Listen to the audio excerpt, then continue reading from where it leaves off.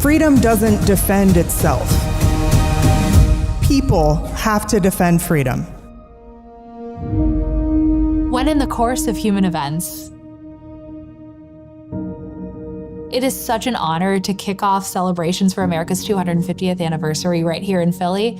Philadelphia is absolutely the best place to take the first one small step and to host the very first marquee event across the country, because this is the birthplace of freedom. What's most important is that attendees walk out of the door ready to take action. All right, Philadelphia!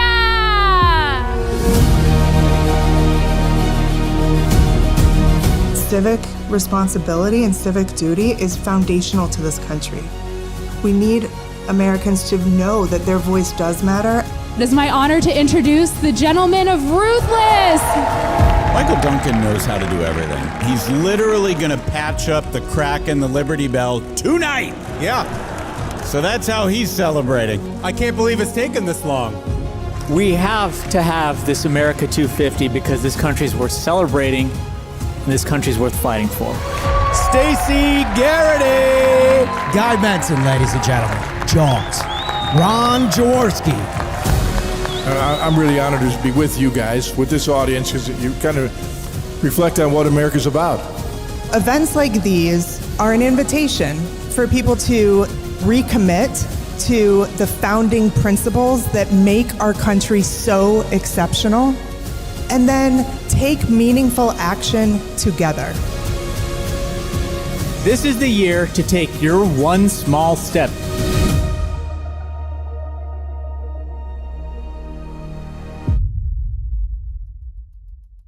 "250 years ago, our founding fathers declared life, liberty, and the pursuit of happiness, sparking the American dream.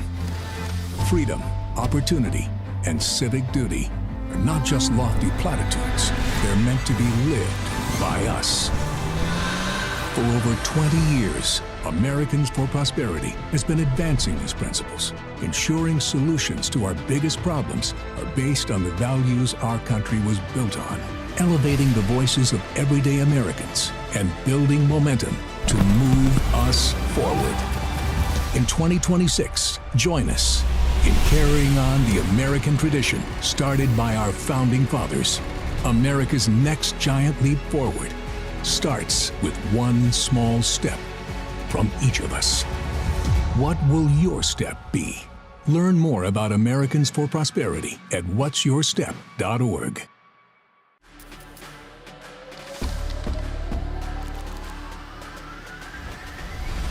With AFP, I've attended events, written letters to my elected officials, and made phone calls to help protect the tax cuts that families and small businesses need to keep their hard-earned money. Through a partnership with Americans for Prosperity, I learned something important. One person working consistently can make a real difference. Even when I started Kingdom Life Academy, again, at that time, there was no hope of, in my mind, and from my knowledge, of school choice. And to see now and to be able to, again, through Americans for Prosperity, to open the door for me to take that one small step into the school choice battle has been phenomenal. And now to be here is just mind-blowing, absolutely. I was born in Cuba and I lived there until I was 11 years of age. Stepping out of the airport, being picked up and being taken to the place we would spend the night at in Kansas City, our first night, one of the first things that I noticed was there was electricity everywhere. I feel like my family and I are living the American dream.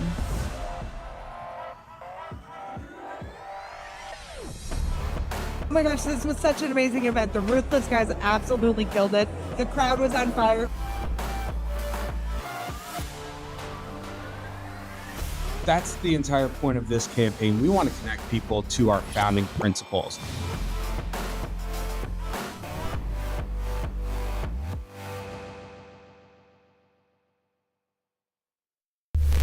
From lanterns sparking a midnight ride, to signatures declaring our independence, to morning rituals, hands over hearts, and game days.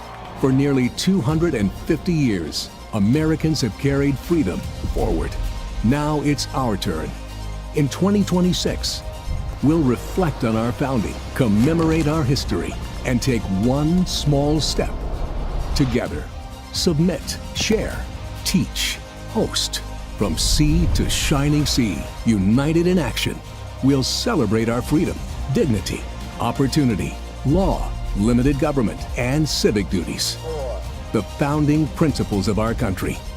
Because America's story isn't finished, it's still being written by us. The Eagle has landed. From lanterns sparking a midnight ride, to signatures declaring our independence, to morning rituals, hands over hearts, and game days.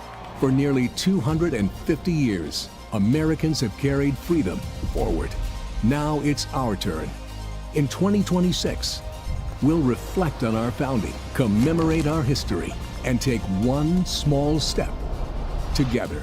Submit, share, teach, host. From sea to shining sea, united in action, we'll celebrate our freedom, dignity, opportunity, law, limited government, and civic duties. The founding principles of our country. Because America's story isn't finished, it's still being written by us. The Eagle has landed. Please welcome to the stage, Caitlin Bledsoe.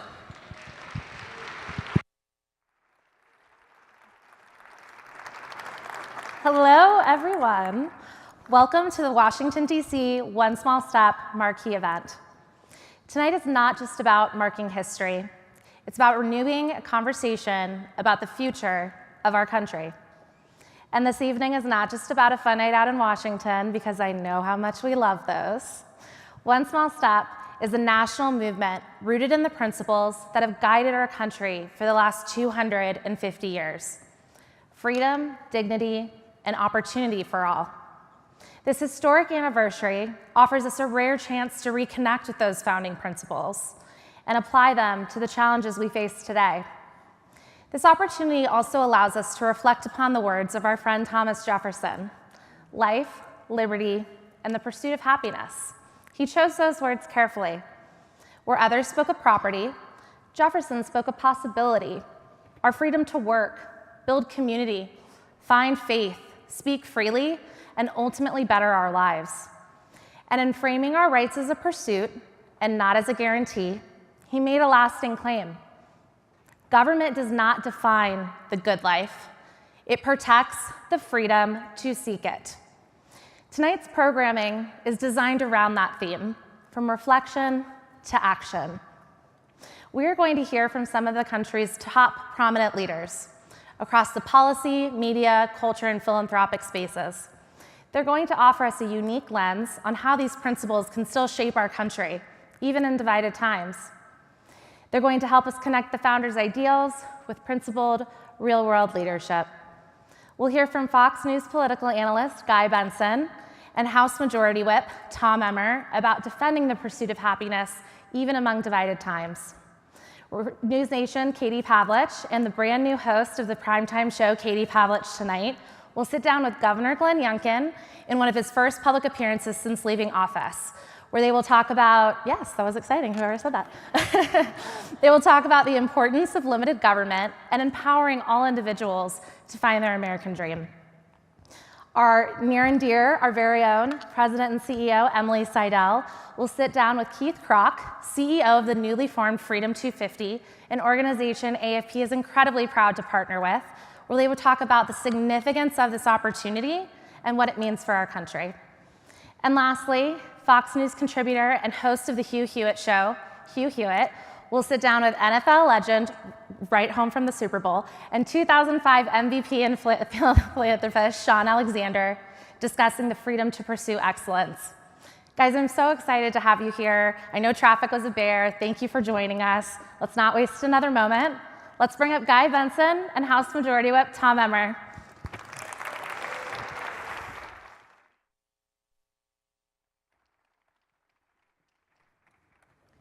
Good evening. Thanks so much for coming. This is an incredible, stunning venue, so really appreciate you guys coming out, braving the cold and the traffic and all of that. It's great to see you again. Good to see you, Guy. Let's talk about America 250 against this backdrop of a lot of unhappiness, it feels like, in the country, right? Our politics don't exactly scream happiness, even though a big part of our DNA is the pursuit of happiness. It's a very polarized time. What are some of your thoughts about celebrating this huge milestone for our nation against the backdrop of a lot of division that you live every day? Well, I think, first off, thanks for having me, and thanks for everybody showing up. This is going to be a historic year. It's already been a historic Congress, and you asked me about the pursuit of happiness. This is still the great experiment. That's why the pursuit of happiness is a concept. What this government allows us all, Guy, is to pursue our best self, our greatest opportunities. And despite the division, I think our best days are still ahead of us. You see, we go through these growth rings, if you will, every few decades. And everybody thinks that this is the one that is going to cost us whatever, and we come out of it even better. We're in one of those growth rings now, and if you want to just compare us to everyone else, we're the only ones, the United States of America, this great experiment, the only one that grows our way right out of these experiences, even to a bigger and better free society. I want to talk specifically about younger Americans because, and I'm not trying to bring things down, but if you look at polling, there's not a ton of patriotism among the youngest voters. And we've seen this drop off in pride in the country. And as a millennial, it's very easy to dump on Gen Z, and I enjoy it. But I'm actually worried about my generation and the next one down because many of them have been taught, inculcated, really, with this sort of anti-American negativity. Then there's others who will say, okay, yeah, we'll have this big birthday celebration this year, and we'll talk about our history and the amazing figures that have built this country. They'll say, that's great, and that's cool, but that's not really available to me anymore, and I'm not really part of that. How can we start to turn that around, and how can we take amazing, inspiring examples from our history and use that to create a recognition that, no, actually, we the people need to continue to do this. We are just normal people like everyone who came before us, and we're entrusted with this amazing thing, this gift, this genetic lottery that we won being born here, when a lot of people don't necessarily feel that in their bones right now. How do we contend with that? So I don't know if I agree with that. I know exactly what you're saying, but you were asking me backstage, what's your family like? I told you I have 7 kids. The oldest is 36. The youngest one is 24. It keeps you grounded. And I know what people say about these kids are looking for something to belong to, Guy. They're all looking to be part of something bigger than what they are. I'm going to tell you, much like the Trump experience, the Trump derangement syndrome that is real, there's a lot of Americans who just don't want the conflict. So what you may be taking, you and I, for a willing participant is just somebody who doesn't want to have conflict, who doesn't want to get into that debate. Sure. The reality is more young people voted for Donald Trump than any Republican president we've had. More young people, and I do believe this is the future. The pandemic, in my opinion, created the next generation of libertarians. I mean, I know because I had a kid in college, actually a couple, when it was going on. They didn't like being told that they couldn't be in the classroom. They didn't like being told who they could associate, when they could associate them with, where they could associate.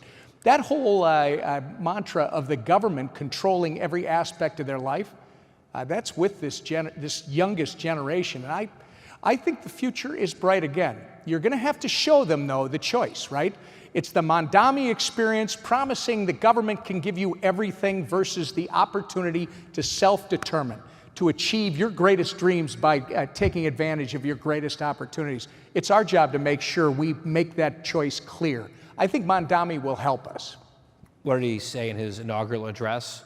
They're going to reject in New York City the frigidity of individualism and embrace the warmth of collectivism, which is just chilling. He said it. We'll see what the governing That's kind of like the warm water in the pool. I think you want to stay away from that water.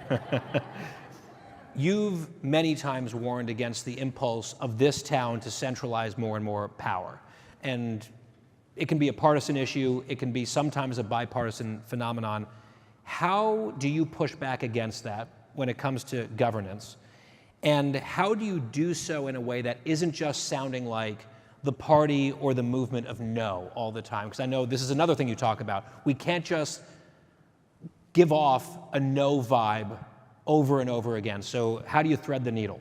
If all you have is to run against something, you got nothing to run on. So it's what are you going to do to make things better? First off, the beauty of this country, when it was created 250 years ago, the best government is the government closest to the person being asked to pay for it. Unfortunately, over the last 250 years, we've taken it from our local township, city, whatever you want to call it, county. We've moved it up to the state's moved it on to the feds. And like you say, it's almost been a push to centralize this thing. Thanks to where we're at in the technology age, and I would argue thanks to where we're at with President Donald J. Trump, there is a decentralization that is at work. And it started with the Doge experience after the inauguration. It's time to rethink government. It's time to get rid of the waste, fraud, and abuse. And think about organizations, bureaucracies like the Department of Education. You got to ask yourself, what in God's name were they doing? You got 4,000 employees making an average of 100,000 without benefits. What were they adding for value back at home? Absolutely nothing, I would argue. And the idea that we start to decentralize by making government more efficient, more responsive to the citizens that are paying for it is a great concept. But Guy, all we can do is keep swinging every day because there's a lot of work to do. A couple more here. I think I'm doing some reflection on my own life this year, America 250, and sort of I have a unique American story because every single one of us does. And if we're the ones who are going to be almost kind of carrying the torch, right, almost like the missionaries for America, even within our own country, to say, hey, this is something that we should be super proud of. Here's my story and why I think this country has been incredible for my family. What is the Emmer American story? Well, I'm a little different from most of us. My grandfather told me I was a hockey player going to college. He said, Tommy, you remember, us Emmers are lovers, not fighters.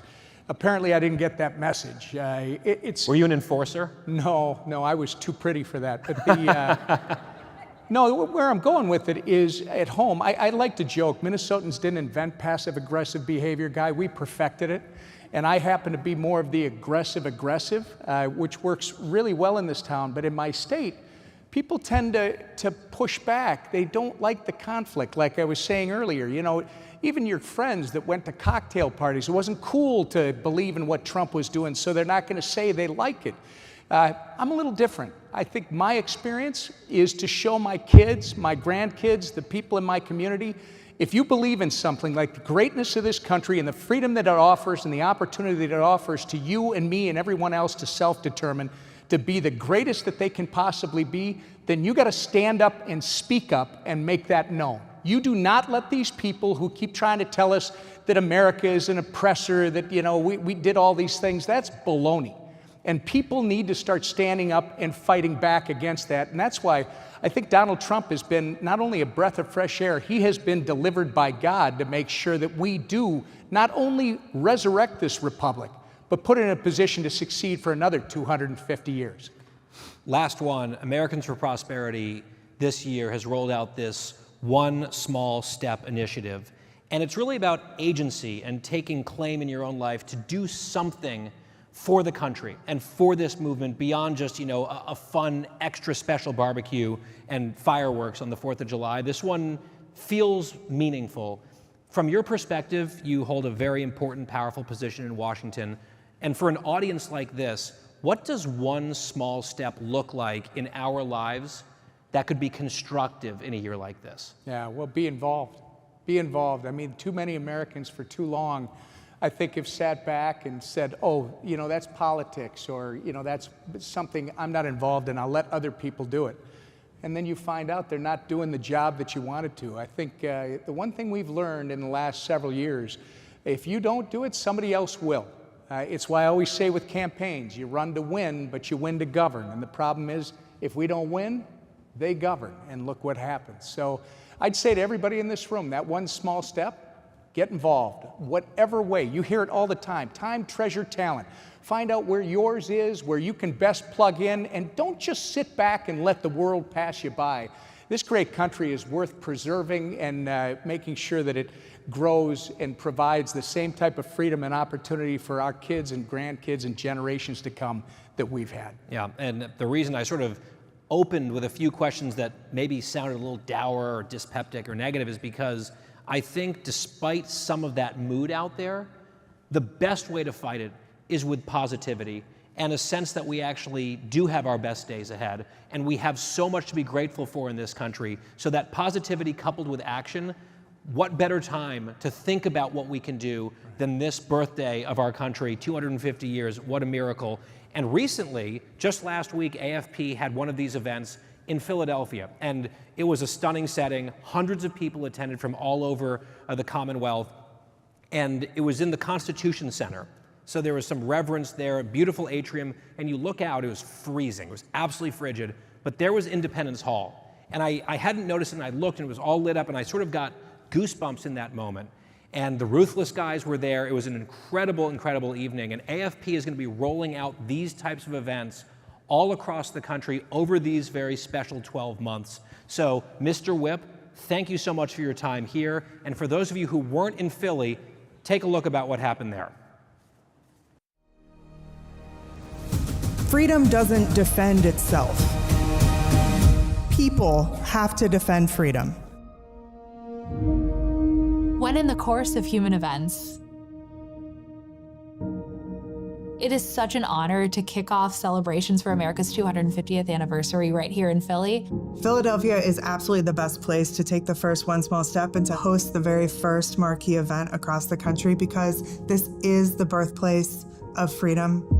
What's most important is that attendees walk out of the door ready to take action. All right, Philadelphia!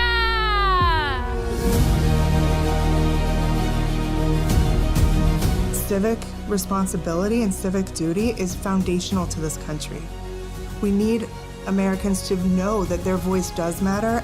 It is my honor to introduce the gentleman of Ruthless. Michael Duncan knows how to do everything. He's literally going to patch up the crack in the Liberty Bell tonight. Yeah. So that's how he's celebrating. I can't believe it's taken this long. We have to have this America 250 because this country's worth celebrating and this country's worth fighting for. Stacey Garrity! Guy Benson, ladies and gentlemen. Jaws. Ron Jaworski. I'm really honored to be with you guys, with this audience, because you kind of reflect on what America's about. Events like these are an invitation for people to recommit to the founding principles that make our country so exceptional, and then take meaningful action together. This is the year to take your one small step.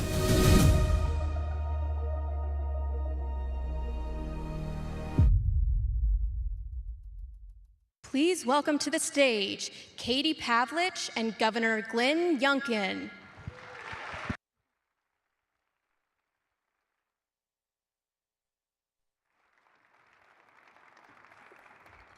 All right. Well, good evening, everyone. Good evening, everybody. Thank you for crossing the river to the new glacial ice field of Washington, D.C. Yeah, the plowing wasn't so good. Yeah, not so great. It's been here for a while. It is an honor to have you, Governor, here at this event with Americans for Prosperity and Freedom 250. This is the first time you've really been out in public to do any kind of interview or discussion since you've left the governor's mansion in Virginia. I am a Virginian. I used to call it the freedom side of the river. Have you had some time to reflect on your time in the governor's mansion? And if yes, what is one of your biggest accomplishments while you were there? Well, first of all, thank you for being here with me, and Americans for Prosperity, thank you for all you're doing to not just remind us that this great country was founded on an idea, but to remind us that we need to remember, reinstate, and reinforce it all the time. Also, congratulations on your new show. Thank you. Yeah, my name's Glenn Youngkin, and I'm unemployed. And it's been a little over 3 weeks. And when you look back on a 4-year body of work where we were sprinting every day, 24/7, it's hard to say one thing, but I have to say the idea of the pursuit of happiness is unlocked by making sure that we have an enabling environment, safe communities, great schools, a government that actually works for the people as opposed to telling the people what to do all the time. But I do firmly believe, Katie, that at the heart of so much of pursuit of happiness is enabling opportunity, unleashing prosperity. And it was through the work we did in economic development and turbocharging a job market that had really gone to sleep for 8 years in Virginia that I think will have the most immediate impact. And that was really driven by an effort to deregulate and recognize that free enterprise is free enterprise, and government needs to get out of the way. And we streamlined 30% of Virginia's regulations over 4 years to make sure that people were able to do business and move fast. We targeted workforce development to make sure people had the skills to do the jobs. And we recognize a basic truth that government does not create jobs. Businesses do. And therefore, recruiting them into an environment where they could flourish was critical. We brought $176 billion of economic investment, and to scale it, it was more than the last 6 administrations combined. It underpins 85,000 new jobs on top of 270,000 folks that were working when I left versus when I started more. And I think the heart of all of this is 3 magic words. You know, the most powerful words in the English language are I love you. Right behind them are you are hired. And it unlocks everything for someone to feel purposeful every day, to deliver for their family, and to make sure that they are fulfilling God's destiny on their life. Yeah. So I have to look at the heart of opportunity, and it really is jobs. When you ran for office, you made it a point to campaign on the idea that you shouldn't have trust in government. I have trust in you. You trusted parents, you trusted workers, you trusted that people can make better decisions for themselves when government is small and works for them. Can you talk about how you were able to really use that word trust and to build a relationship among different demographics in Virginia, all different, leading the state through economic hardship, leading the state through divisive cultural issues, still having a very high approval rating through all of it. Talk about how you were able to build a relationship by putting trust back in the hands of the voters rather than saying, you can rely on government, we're going to solve all your problems. Yeah, how about that for a concept, which is to first of all make it very clear that the role of government is not to do everything for you. The role of government is not to be an omnibus provider of everything, but in fact to serve in those areas that we are required to serve. And at the heart of that was the role of parents and their kids' education. And just to wind the clock back, and I know we don't want to go back to dark times, but as we were in the middle of the pandemic and Suzanne and I were watching what was happening, what we saw was a state government telling parents, we know better than you. A state government that was keeping schools shut. Virginia was 46th in the nation in getting the schools back open.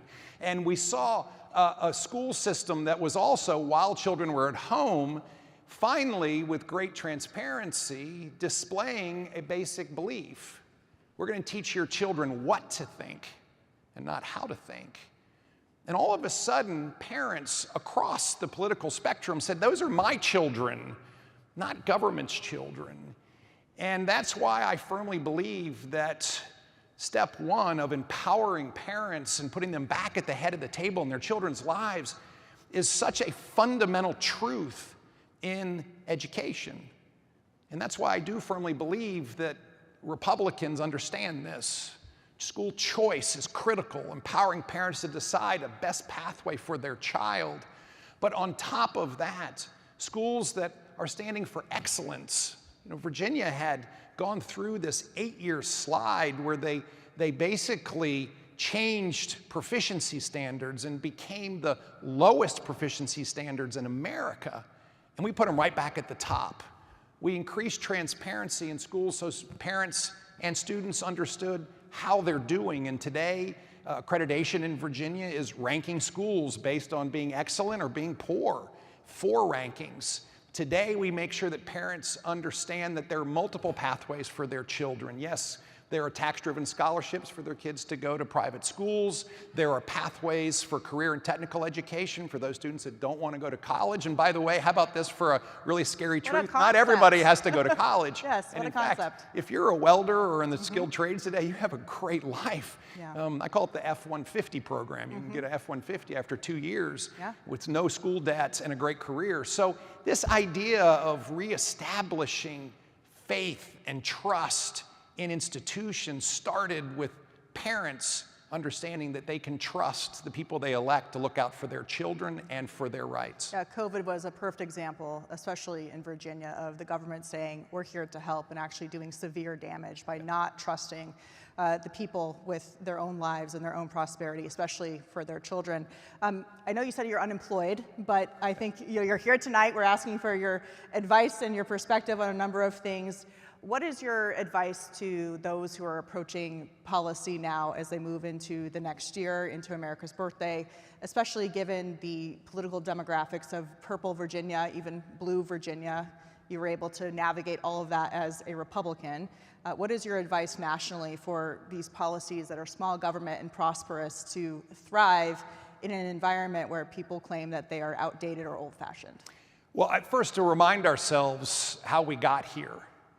And it starts with 250 years of experience that was placed on top of a basic truth. The basic truth that America was formed on an idea, not a geography.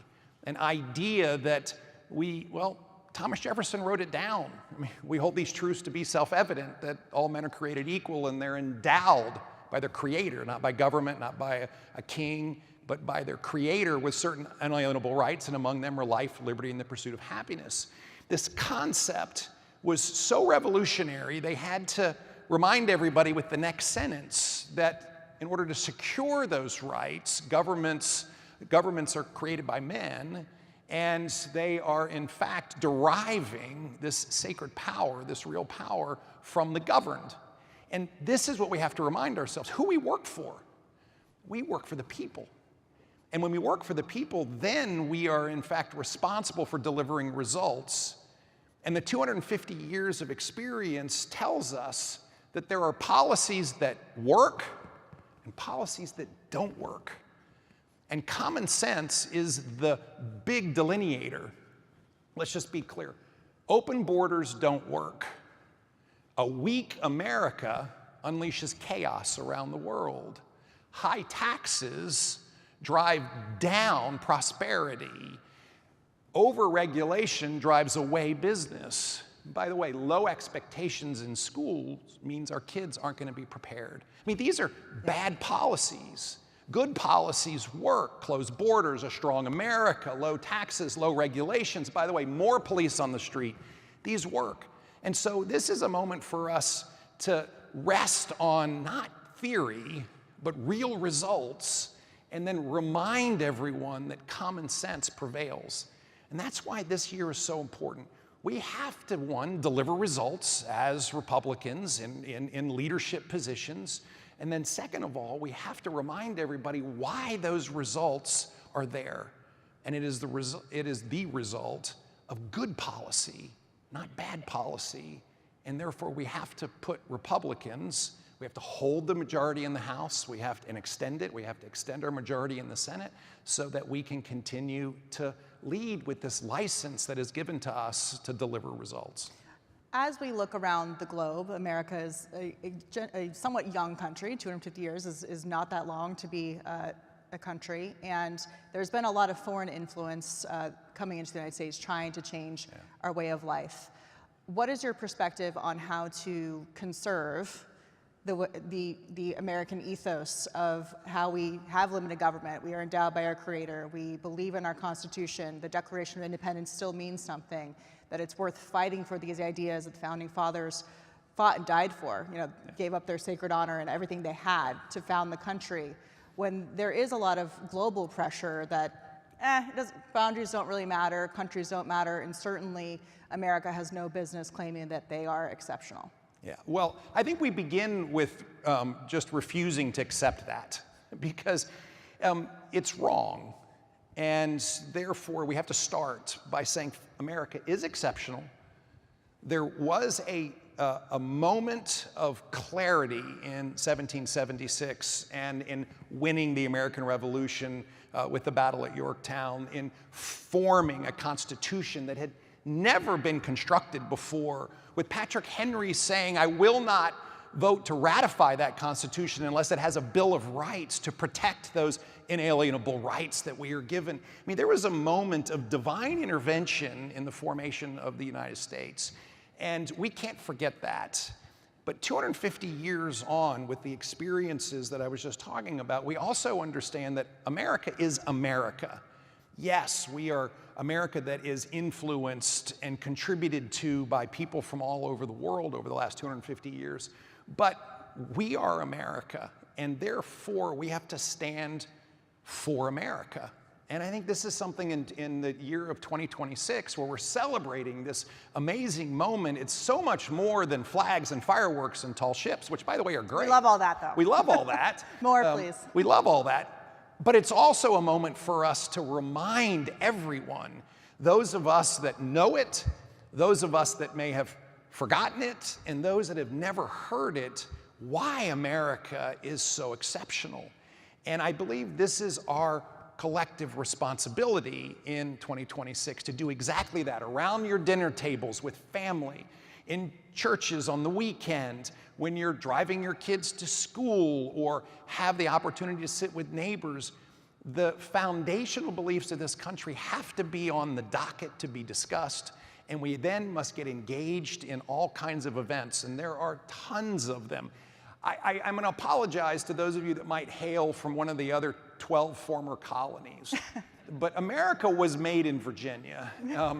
I feel bad for Pennsylvania because of the great film, but you know, at the end of the day, for those of you that live in this area, I mean, there is an extraordinary amount going on this year to reinforce, to re-experience, and to re-understand these core principles. And that's why this is such a special year. Before you go, I just want to get your personal reflections of being the governor of Virginia. There have been a number of Virginians who became presidents.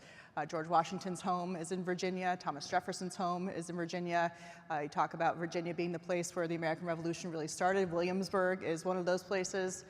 The British tried to take their guns and powder, and they said, no, thank you. And that's where it kicked off in Virginia. So have you thought about the position that you were in as governor in 4 years in Richmond, not compared to, but just what that meant as a historic fact of being the governor of Virginia, a place where America really has so many roots and so much important history for our country? Yeah, it was an overwhelming and humbling emotion every day. And I just want to put it in context. I woke up every morning in a home that was procured by Monroe, the oldest purpose-built governor's mansion in America. And I would walk down the front steps and I would see our Capitol that was designed by Jefferson. And then standing in the distance is the most incredible statue of Washington on horseback. And then I would take a right and I'd go work in the Patrick Henry building.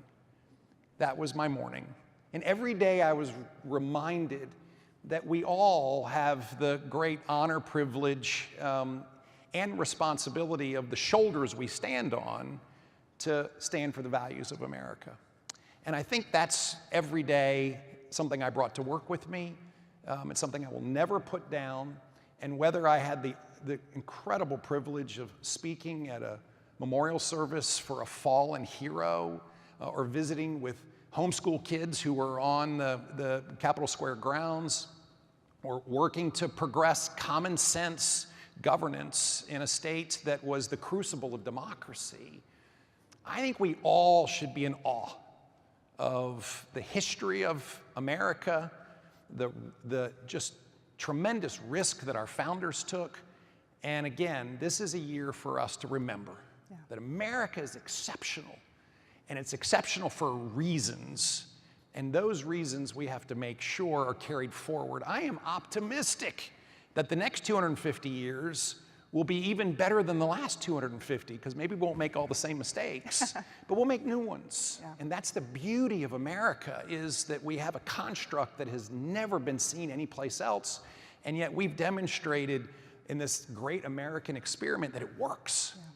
Yeah, maybe we'd be worthy of those who came before us. And I'm a daughter of the American Revolution, so this year's birthday is very exciting. July 4th is always my favorite holiday, but this year especially. And this year is going to be a huge year in our history. As you said, the next 250 will be times of historic significance for the country and for the world. But for those of us in the room today, we have a unique opportunity to carry on that tradition that was set by the founding fathers, all those men and women who gave up everything to forge a new nation against the British Empire, which everybody at the time thought was absolutely crazy. And they were a minority, actually, in the country. It was not a majority movement. No. So let's take a look at how we can reignite the American dream and carry those traditions of freedom forward. 250 years ago, our founding fathers declared life, liberty, and the pursuit of happiness, sparking the American dream. Freedom, opportunity, and civic duty are not just lofty platitudes. They're meant to be lived by us. For over 20 years, Americans for Prosperity has been advancing these principles, ensuring solutions to our biggest problems are based on the values our country was built on, elevating the voices of everyday Americans and building momentum to move us forward. In 2026, join us in carrying on the American tradition started by our founding fathers. America's next giant leap forward starts with one small step from each of us. What will your step be? Next up, please welcome to the stage Emily Seidel and Keith Krach. Well, what a program so far. Unbelievable. So you gotta love the governor, don't you? It's amazing. So Keith, you and I have the extraordinary privilege of leading organizations that are doing big things to celebrate the 250th. But I'm really looking forward to picking your brain a little bit in this session. But I've got to know, you didn't just join Freedom 250, you helped to create it. And so I'm interested to understand what convinced you that this birthday celebration for our country wasn't just a historic milestone, but it was a moment to recommit to the pursuit of happiness. Well, you know, I'm just a guy from Rocky River, Ohio, who had the good fortune of living the American dream. And so when I saw that President Trump said, we want to celebrate the 250th, worthy of our history, our values, and our future, that was inspirational, because this is a once-in-a-generation moment. So if you think of Freedom 250, its purpose is to bring people together to celebrate the triumph of the American spirit. And so our mission is to bring people together, coordinate what's going on with our federal agencies, with states, with cities, with companies, faith-based organizations, communities, and really bring them together to really celebrate these values, and more than celebrate, as the governor was talking about, it's a chance to reflect and to remind ourselves and to teach our young children about these great values and how fortunate we are to live in the United States. Well, one of the things that I'm super excited about is this partnership that we have between Americans for Prosperity and Freedom 250. And part of why we can build this partnership is because one of the things that we're both doing is asking people to really reflect and recommit to these founding principles. As you think about the values, as you were just mentioning, the values that are so important for people to be able to build a purposeful life, but also that we can't forget as a country. What are a couple that maybe stand out to you? Yeah, well, by the way, thank you so much for the partnership. You guys have been absolutely great. You know, if I think of the number one thing, I think of freedom. And, you know, if I think across my career, whether it was building companies in Silicon Valley, dealing with capital markets, working on the factory floor or government service, I learned one enduring practical thing, and that is freedom matters. Because when freedom exists, innovation is present, and when you have innovation, prosperity grows, and when you have prosperity, there's a chance for stability. So everything I believe is derived from that, and coming out from Silicon Valley and then becoming Undersecretary of State, I would have never dreamed this Ohio boy would have had that chance. What I learned is that democracy requires participation. Yeah. And I brought 12 guys out from Silicon Valley in the president's first term, and big question was, can we make a difference? Well, we found out we could make a difference. And had a chance to do all kinds of extraordinary things. Plus being declared an enemy state of China, and my family's sanctioned for life, but I don't know. If they had a medal for that, I'd probably sleep with it under my pillow. But anyway, but really, it is about participation, and it's whether it's at the federal level or the state level or the local level, and as we all know, Ben Franklin came out of that constitutional meeting and said, hey, what do you have? It's a republic if we can keep it. Yeah. And what I learned is you've got to fight every day to keep that, because the natural order of things, the law of physics, is the bad king, the dictator, and the emperor.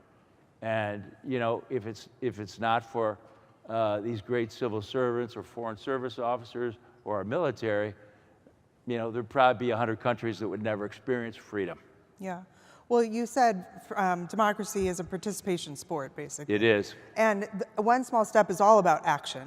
And so we've been talking about, over the course of many of these events, like we were talking about in Philly a lot, that Americans increasingly are feeling disconnected from our history as a country, and they increasingly feel like their voice doesn't matter, that they can't make a difference. And so Freedom 250 is really about helping people see that they are active stewards of our future as a country, and not just sort of watching it happen. How are you doing that? Absolutely. It's amazing because I've had so many people come up, hey, we want to participate with you guys at Freedom 250. What do you need us to do? And I mean at all levels. Yeah. It's unbelievable.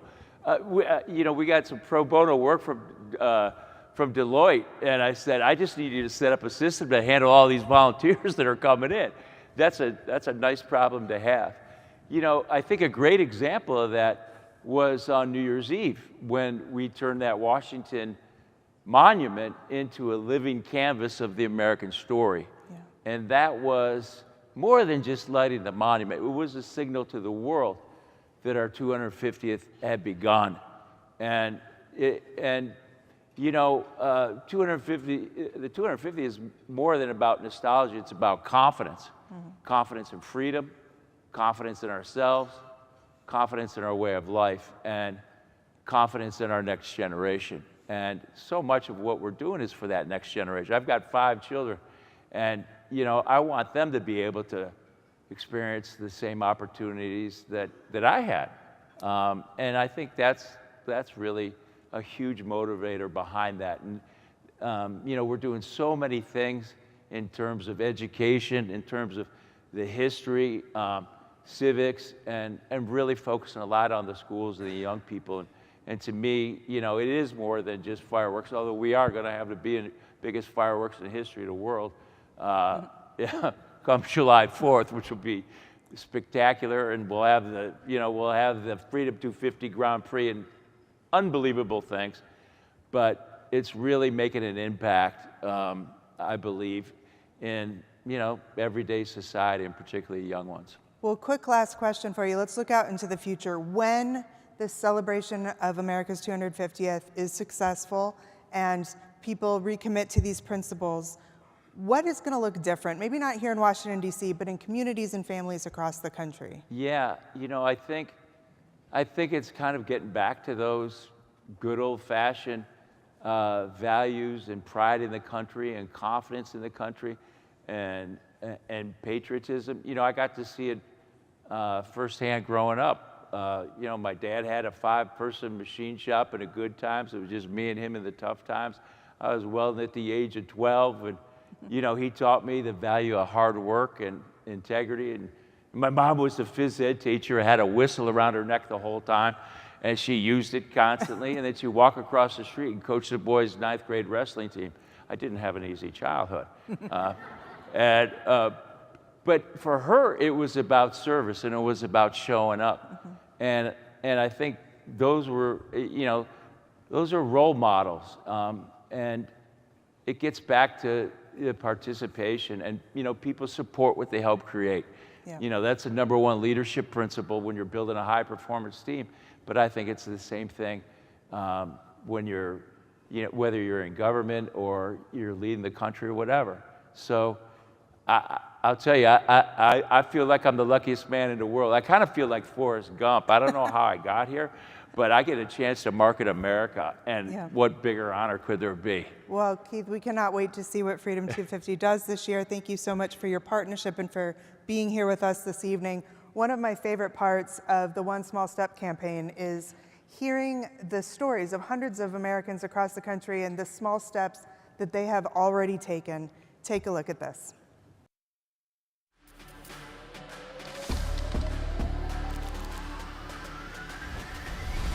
With AFP, I've attended events, written letters to my elected officials, and made phone calls to help protect the tax cuts that families and small businesses need to keep their hard-earned money. Through a partnership with Americans for Prosperity, I learned something important. One person working consistently can make a real difference. Even when I started Kingdom Life Academy, again, at the time, there was no hope of, in my mind, and from my knowledge, of school choice. And to see now and to be able to, again, through Americans for Prosperity, to open the door for me to take that one small step into the school choice battle has been phenomenal. And now to be here is just mind-blowing, absolutely. I was born in Cuba and I lived there until I was 11 years of age. Stepping out of the airport, being picked up and being taken to the place we would spend the night at in Kansas City, our first night, one of the first things that I noticed was there was electricity everywhere. I feel like my family and I are living the American dream.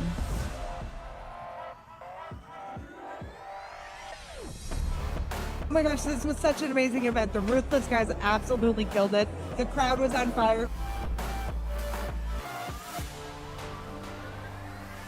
That's the entire point of this campaign. We want to connect people to our founding principles.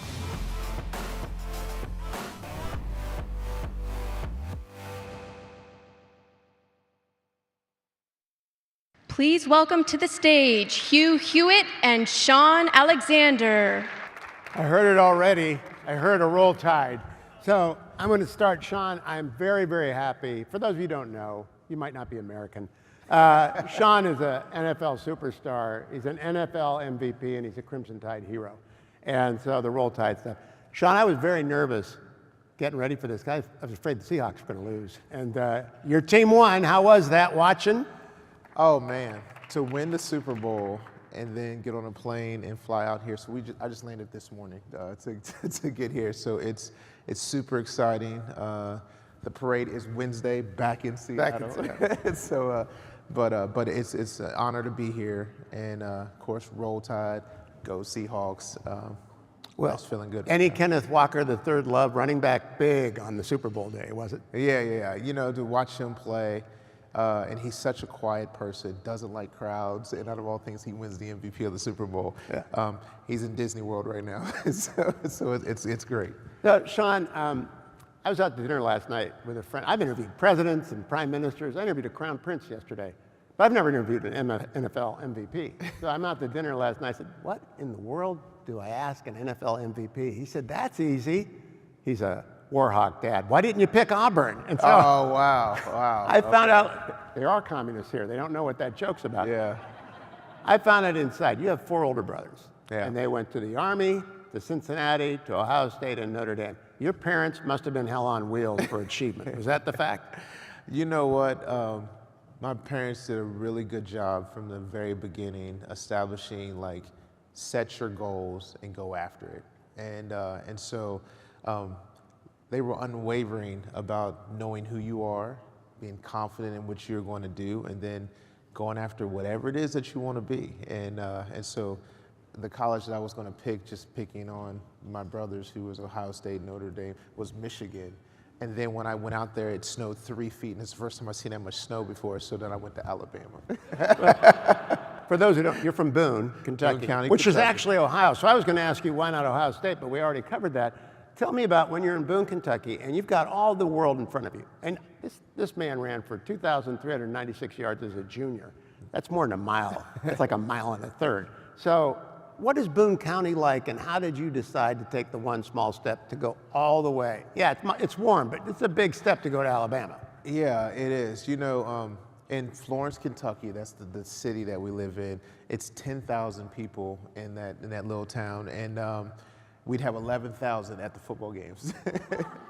There'd be signs on the banks like, "Hey, if you steal something, you probably need it. Just bring it back by Monday." You know, so. But it was very big in community. Everybody had a role. I think I had a teacher. I went to public school, so I had a teacher that was a friend of mine's parent at almost every grade. And so, you know, some of the greatest lessons I learned was probably from like Miss Walton, 6th grade.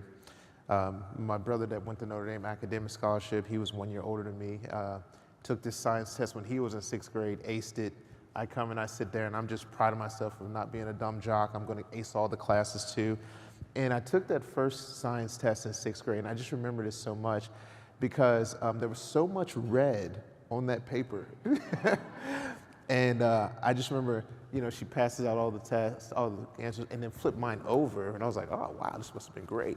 No, okay. And I just remember when I flipped it over, tears coming down my eyes. It was a good-looking Denzel Washington tear, though. It was coming down. And she said, "You want to go outside and talk?" I was like, "Yeah." And I went out there and I just said, "You want me to be like Duran, and he's just amazing and brilliant." And she said, "I don't need you to be Duran. I need you to be the best Shaun Alexander the world's ever seen."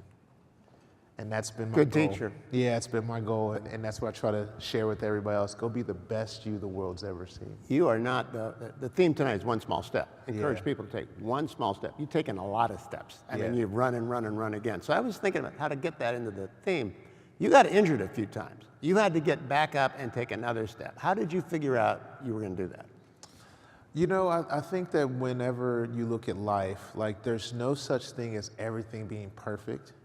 There's no such thing as it always falling your way. So you just know, like, part of this is the game. The game of life is this: get knocked down, and get picked back up. And giving my life to the Lord at such a young age, and really wanting to chase Jesus, I started to understand that if it was basketball and I could shoot threes, you would guard me. You know what I mean? But in your faith, if you're the one that can make impact into God's kingdom, then the enemy, he's going to come and guard you. And so there's just bombs and knockdown moments where you know that you're in a war, and sometimes it's spiritual.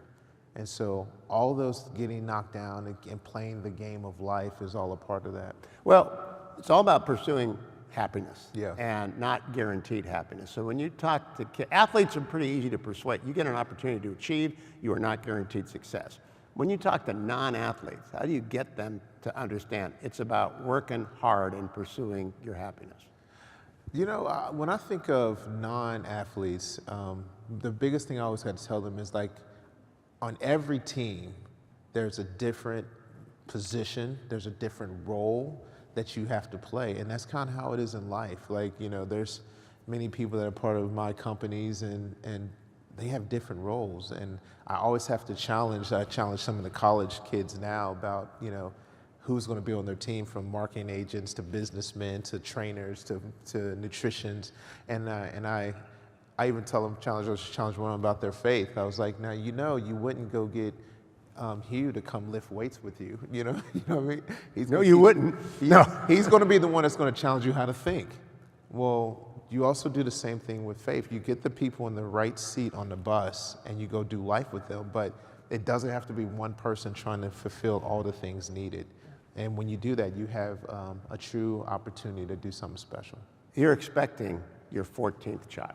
Yes. So you are an optimist, all right? So you're believing in America. Do you, when you talk to your kids and when you talk to the kids, what do you tell them the country's going to be like? Not only now, but in 50 and 250 years. You know, right now, the rumor is did he say 14? Yeah. I hear you. Yeah, so my bride and I, we're expecting baby number 14, like in 2-3 weeks. Yeah, super excited. Yeah, she needs more claps than I do. I was just part of the game. And, and so it'll be our 11th girl. So it'll be 3 boys and girl number 11. Yeah, a lot of girls in our house. Yeah. So the boys were with me at the Super Bowl. So, you know what a wedding costs? Keep working, man. Yeah, I've got to work forever. You know, and one of the things I always try to tell my kids is really that similar line. You know, we have 4 keys to success: put God first, set high goals, work hard, and enjoy the moment. And so everything that we do is going to be lined up in those kind of ways. Like, man, like whatever it is, did you put the Lord in it? You know, is he the one that's going to be focused? Because at the end of the day, we're all going to write a book about our lives, and the star of the show needs to be Jesus. And so if we put God first, it gives us a chance to really go do something special. And then setting goals is really simple. A lot of times people don't accomplish something big. It's because they didn't think about going all the way to the top. And so we established in our house that we're going to go farther than what we can even imagine. So we have to at least set the goal to get up there. And then working hard is working hard. This is what I want to get. We got a couple of minutes. I want to finish on this. You've been on a lot of teams, and we want people to step up and get involved in this country again. You ran for student body president 6 times and you won 6 times. So you're not a stranger to politics. I did a deep dive on you. You did your homework. That's good. I did my homework. What do you tell people about when you on a team and you see an undrafted free agent or you see a freshman walk on when you're a senior at Crimson? Can you tell who's going to make it, and what do you tell the kids who might need some picking up, get in the game? Well, I just think that everybody needs to understand they have value. And so, you know, when we talk about everybody take the next step, you have value and you have a position for our country, for your community, for your family. You just got to be confident enough to go take that step. Like, so no one wants you to come and get tackled by people and break all kind of records. That was my job, you know what I mean? And Kenneth Walker last night, go Hawks. Your job is to go be the best version of yourself and take that step into it, because that is your faith walk, that is your giant leap. And if you do it, you impact everybody around you that needs you to be you in that moment.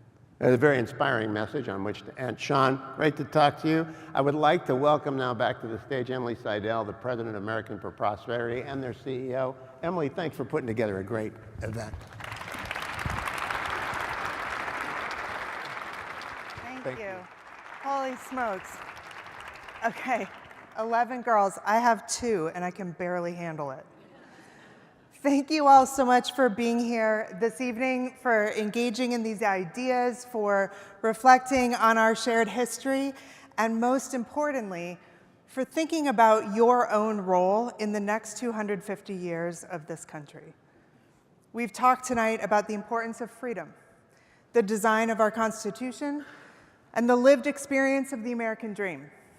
We've heard how limited government has unleashed opportunity and human flourishing, and why preserving that freedom requires more than just rhetoric.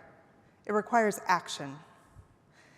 As we approach our nation's 250th anniversary, we face a critical choice about our future. Too many Americans right now feel disconnected from our history and feel like their actions don't matter. But this moment demands something different. It demands a renewed sense of civic confidence. We talked a lot about that from up here. And a belief that small steps collectively drive big change. I've said this before, we have to have an urgency about defending freedom. Because for too many people, pride in America and a belief in the American dream is declining.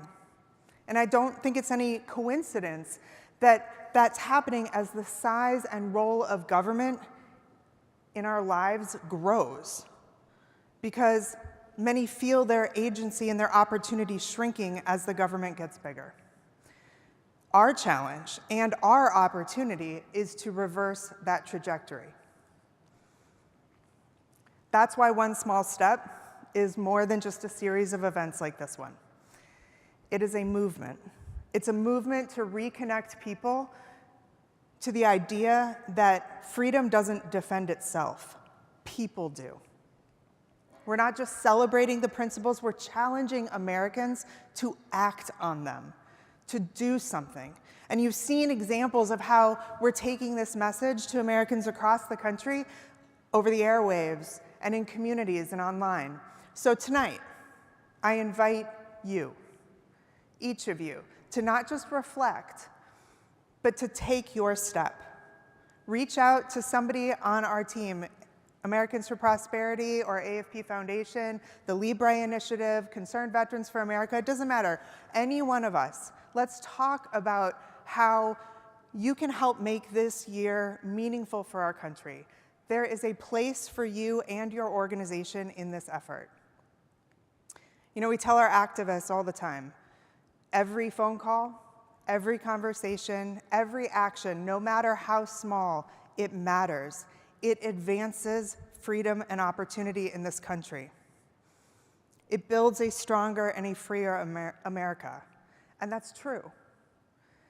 But the same can be said for the actions that we are taking here tonight and that we'll take after this event together. The founders believed that the pursuit of happiness was essential to human dignity. It's not a distant ideal. It's a principle that needs to be protected and renewed by each generation. Now it's our turn. So let's take one small step towards a future that's defined not by division and control, but by opportunity for all. Thank you all so much for being here. Have a great night.